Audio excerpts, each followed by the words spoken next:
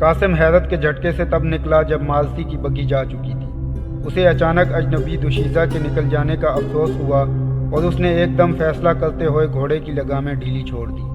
اب وہ ماضی کا تعاقب کر رہا تھا۔ وہ چاہتا تھا کہ اس لڑکی کا سراغ حاصل کرے، یہ کون ہے اور اس نے جو کچھ بتایا ہے وہ کہاں تک درست ہے۔ پہلے پہل بگھی زیادہ تیز دوڑتی رہی، لیکن شہری آبادی کے قریب پہنچتے ہی اس کی رفتار آہستہ ہونے لگی۔ ینیچری کی عسکری کالونی ادرنا سے باہر یورپی سمت پر واقع تھی۔ وہاں سے شہر تک آتے ہوئے 3 سے 4 کوس فاصلہ طے کرنا پڑتا تھا۔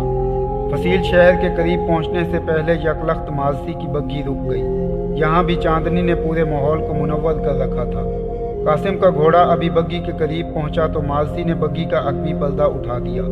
قاسم بگھی کے بالکل عقب میں جا کر رک گیا۔ اب ماضی اور قاسم ایک دوسرے کے آمنے سامنے تھے۔ دونوں نے ایک دوسرے کی آنکھوں میں آنکھیں ڈال کر دیکھا اور پھر نہ جانے کیوں ماضی نے اپنی پلکیں جھکا لیں۔ قاسم کو یوں محسوس ہوا جیسے وہ ماضی کو اس سے پہلے بھی کہیں دیکھ چکا ہو۔ اس نے ذہن پر زور دینے کی کوشش کی لیکن اسے کچھ یاد نہ آیا۔ بالا آخر قاسم نے پر اعتماد لہجے میں ماضی سے سوال کیا، دیکھیے محترمہ، آپ نے جو کچھ مجھے بتایا ہے وہ نامکمل اور ناقابل یقین ہے۔ میں اسی لیے آپ کے پیچھے چل پڑا تھا کہ آپ سے مزید کچھ پوچھ سکوں۔ اس کے علاوہ میں یہ بھی چاہتا ہوں کہ آپ نے یہ سب کچھ بتانے کے لیے میرا ہی انتخاب کیوں کیا؟ آپ چاہتی تو سلطان تک خود بھی پہنچ سکتی تھی۔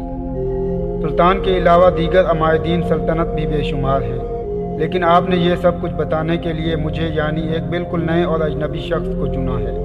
قاسم بات کرنے کے دوران گھوڑے سے اتر آیا تھا۔ ماضی نے قاسم کو جواب دیا، محترم سالار، آپ ادرنا کے لیے اجنبی ہو سکتے ہیں لیکن میرے لیے آپ بالکل اجنبی نہیں ہیں۔ میں نے آپ کو اپنا تعاقب کرتے دیکھا تو از خود رک گئی تاکہ شہر میں داخل ہونے سے پہلے میں آپ کو اپنی مجبوری سمجھا سکوں۔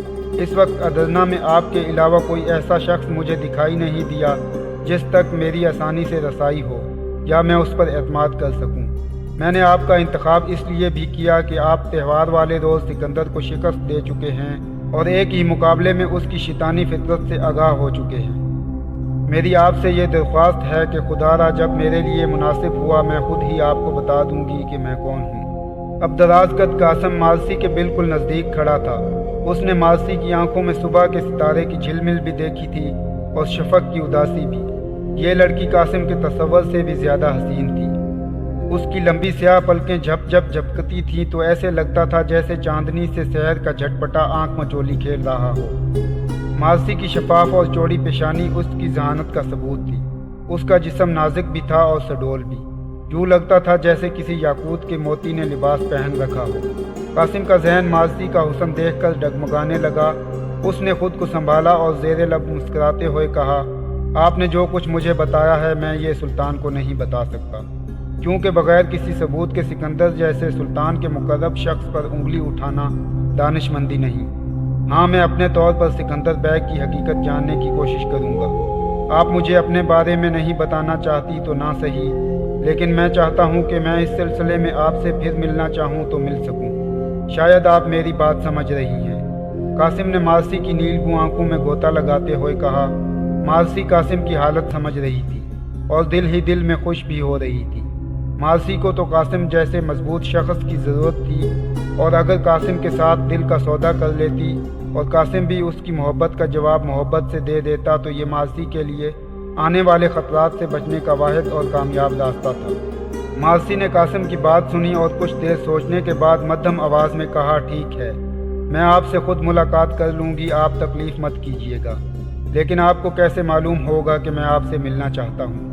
قاسم نے ماضی کی بات کاٹ کر کہا، اس مسئلے کا حل یہ ہے کہ میرا بااعتماد ملازم اکبر آپ کی خدمت میں گاہے بگاہے حاضر ہوتا رہے گا۔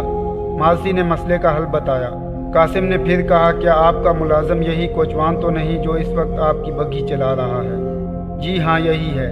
میں اسے اچھی طرح سے سمجھا دوں گی کہ اسے کیا کرنا ہے۔ اچھا، ایک آخری بات بتائیے، آپ نے ایک شخص کا نام لیا تھا، ابو جعفر، اس شخص کے بارے میں آپ کچھ اور بتا سکتی ہیں؟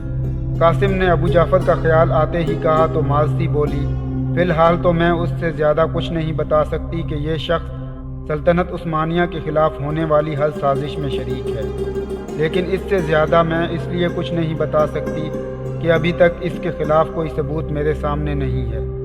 یہ شخص انتہائی مکار اور شاطر ہے اور میرا اندازہ ہے کہ اس نے ینیچری کے بعض سپہ سالاروں اور سلطان کے بعض رشتہ داروں تک بھی رسائی حاصل کر رکھی ہے۔ ابو جعفر کے بارے میں سن کر قاسم کو بہت زیادہ حیرت ہوئی، کیونکہ وہ ابو جعفر سے مل چکا تھا۔ ابو جعفر اس کے بھائی کے گھر پر آیا تھا اور قاسم اسی دن اس کی سانپ جیسی تیز آنکھوں سے محتاط ہو گیا تھا۔ قاسم ابھی مزید کوئی بات کرنا چاہ رہا تھا کہ مارسی نے یکلخت اجازت مانگ لی۔ مارسی کے ہونٹوں پر ایک ملکوتی مسکراہٹ تھی اور وہ مکھن جیسے لہجے میں کہہ رہی تھی، اب مجھے اجازت دیجیے، مجھے دیر ہو رہی ہے۔ قاسم نے بے دلی سے سر ہلایا اور مارسی نے کوچوان لڑکے کو چلنے کا اشارہ دے دیا۔ اگلے لمحے میں بگھی حرکت میں آئی اور ہوا ہو گئی۔ قاسم ڈھیلے قدموں سے گھوڑے پر سوار ہوا اور گھر کی جانب چل دیا۔ جب سے سکندر ادرنا چھوڑ کر گیا تھا، ابو جعفر کی سرگرمیاں پہلے سے زیادہ تیز ہو گئی تھی، کیونکہ اس کا سب سے بہترین مہرہ اپنے ہدف کی طرف روانہ ہو چکا تھا، یعنی سکندر بیگ بہت سے خطرناک اور مذموم مقاصد لے کر مغربی سرحدات کی جانب جا چکا تھا۔ ابو جعفر نے ادرنا میں بیٹھ کر دو بڑے منصوبے ترتیب دیے تھے۔ ایک تھا سکندر بیگ کو البانیہ کے ملک میں بغاوت پروان چڑھانا۔ سکندر بیگ کے سلسلے میں تو اب تک جو کچھ ابو جعفر نے چاہا تھا حرف بحرف پورا ہوا تھا، اور اب سکندر اپنی آخری ہدایات لے کر اپنے مشن پر جا چکا تھا، اور چند ہی دنوں میں البانیہ کی طرف سے سلطان مراد خان ثانی کو ایک بہت بڑا صدمہ پہنچنے والا تھا۔ ادھر ابو جعفر کی ینیچری میں بغاوت پھیلانے کی سازش بھی پایا تکمیل کو پہنچنے والی تھی۔ ینیچری میں بعض ایسے نو مسلم سپاہی بھی ہوا کرتے تھے جن کے سچے دل سے اسلام قبول کرنے میں کچھ نہ کچھ کمی رہ جاتی تھی۔ ابو جعفر کا شکار ایسے ہی نوجوان ہوتے تھے، اور اس نے بہت سے نوجوانوں کو مختلف طریقوں سے اپنی سازشوں میں شامل کر لیا تھا۔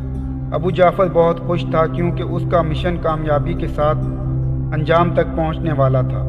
وہ گزشتہ کئی سالوں سے ادرنا میں تھا، لیکن وہ کبھی کسی کی نگاہوں میں نہ آیا، اور اب تو ادرنا میں اس کا کام بھی قریب الاختتام تھا۔ اسے سکندر بیگ کی بغاوت کا انتظار تھا۔ البانیہ سے خود مختاری کا اعلان ہونے کی دیر تھی کہ یہاں ادرنا میں ینیچری کے بعض سالار ہتھیار اٹھا کر اہل یان کو یرغمال کر لیتے۔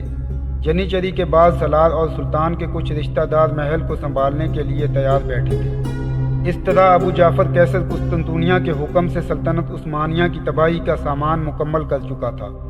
ادھر چند ہی دن ہوئے یہ خبر گردش کر رہی تھی کہ سلطان کی بعض یورپی باجگزار ریاستیں بغاوت کا اعلان کر چکی ہیں، جبکہ بوسنیا، سربیا اور ہنگری کی فوجیں ہونیا ڈے کے پرچم تلے جمع ہونے لگی تھیں۔ دراصل سربیا کا بادشاہ لارڈ اسٹیفن، جو سلطان مراد خان ثانی کا سسر بھی تھا، جب سے فوت ہوا تھا، سربیا نے سلطنت عثمانیہ سے علیحد کی اور اپنی خود مختاری کا اعلان کر دیا تھا۔ لارڈ اسٹیفن کا جانشین جارج برنیکوچ تھا۔ یہ شخص اپنے پیش رو کی طرح مال اندیش اور سنجیدہ مزاج نہ تھا، اس لیے قیصر قسطنطنیہ کو اس کی طرف ریشہ دوانیوں کا موقع مل گیا۔ قیصر اندر ہی اندر جارج برنیک اور ہنگری والوں کو سلطان مراد خان ثانی کے خلاف برانگ یختہ کرنے میں مصروف رہا۔ ہنگری والے بھی اب چونکہ نیکوپولس کی شکست کے تلخ تجربے کو بھول چکے تھے، لہٰذا وہ بھی عثمانی سلطنت کے خلاف تیاریاں کرنے لگے، اور کئی سال تک ان تیاریوں کے سلسلے کو جاری رکھا۔ اسی آثنا میں سلطان مراد خان ثانی نے سن 1430 میں جزیرہ زانٹی اور یونان کے جنوبی حصہ سمیت سالونیکا کا علاقہ فتح کر کے وینس والوں کو شکست فاش دی، اور وینس کی ریاست نے نہایت ذلیل شرطوں کے ساتھ دب کر سلطان سے صلح کی۔ وینس چونکہ قیصر قسطنطنیہ کا طرفدار تھا، اس لیے شاہ قسطنطنیہ کو اور بھی زیادہ ملال ہوا۔ چنانچہ قیصر اپنے سازشی کاموں میں پہلے سے دگنی توجہ کے ساتھ مصروف ہو گیا۔ ایک طرف یہاں ادرنا میں اس کے جاسوس اب کامیابی کے قریب تھے، اور دوسری طرف سربیا، رومانیہ، ہنگری اور کروٹیا کے عیسائی سلطان کے خلاف علم بغاوت بلند کر چکے تھے۔